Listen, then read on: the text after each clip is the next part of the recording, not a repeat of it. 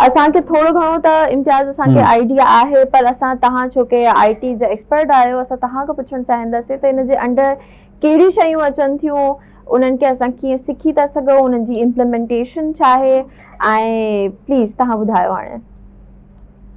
जी बिल्कुलु, ऐं इहो इलाही ज़रूरी आहे सम्झणु त IT जे अंडर छा छा अचे थो, छो जो IT त असां सभु ॿुधूं था ऐं चऊं था असांखे IT में वञिणो आहे, पर IT में वञण सां बि पोइ असां कहिड़ी जॻह ते वेंदासीं या कहिड़ी फील्ड में वेंदासीं इहो सम्झणु इलाही ज़रूरी आहे। सो अॻे जी बेसिक अगरि तव्हां ॾिसो त IT जस्ट मीन्स त तव्हांजो कमु जेको आहे computer, storage, networking, physical devices ऐं इन्हनि सां इलेक्ट्रॉनिक डेटा जेका बि अचे थी उन सां जेको तव्हांजो कमु आहे या उनजी जेका ट्रांसफरेंस आहे उनखे मैनेज करणु इनखे IT चवंदा आहियूं। हाणे इनखे अगरि अञा बहितर तरीक़े सां सम्झायां त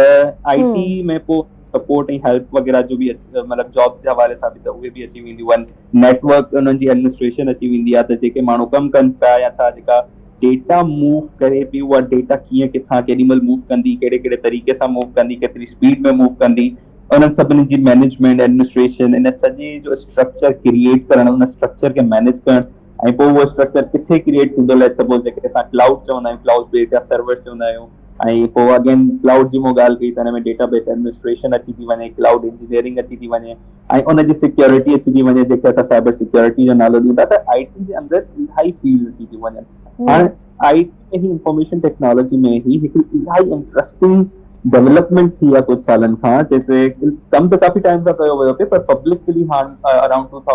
2022-23 में थी आहे, जेके असां चैट GPT जे नाले सां सुञाणूं था। ठीकु आहे, हाणे चैट GPT हिकिड़ो जेके LLM चवंदा आहियूं, लार्ज लैंग्वेज मॉडल, उहो AI बेस्ड आहे